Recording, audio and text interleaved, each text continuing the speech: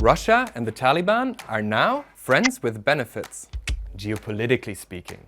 Let's zoom in. So Russia and Afghanistan, or to be more precise, the Taliban, have just sealed an agreement on repairing old Russian-made weapons that are still in Afghanistan. How did they get them in the first place? We'll get to that later. This deal might sound small, but there's more to it. So what does it entail? Nobody knows the exact details. Both Russia and the Taliban are quite tight-lipped about their affairs. Other countries already raised their eyebrows when last year Russia became the first and only country to formally recognize the Taliban as Afghanistan's legitimate government. Remember, in 2021, the US pulled its troops out of Afghanistan and the Islamic fundamentalist group regained control.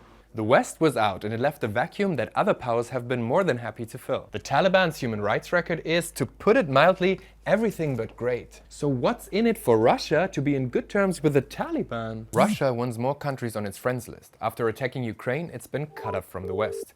So now it's looking elsewhere for partners. Plus, Russia has a very concrete security interest here because of ISIS-K. This former Afghan minister told us that Moscow fears ISIS-K could destabilize Central Asia and potentially Russia itself. And the Taliban are actually fighting them. So for Russia, that's a reason to keep them close. If you've been following Russia's recent foreign policy, you might be wondering, could Taliban fighters end up in Ukraine? Because that's exactly what happened after Putin deepened ties with North Korea. The Taliban's priority right now is to consolidate power at home within their own borders. And at the same time, they want to gain legitimacy on the world stage. Sending troops to Ukraine would undermine both of these goals and is not reflecting their ideology. But what does the Taliban get out of this? Well, a repair deal for those Russian vintage weapons, they could really use that right now.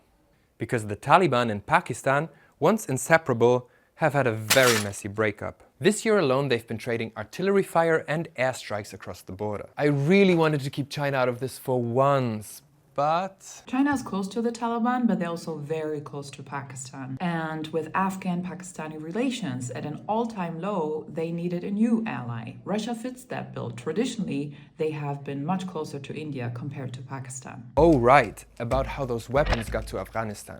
Soviet troops invaded it in 1979 and fought there for a decade. And here's the irony, the Taliban actually grew out of the rubble of that war. And now, they're signing deals with Russia.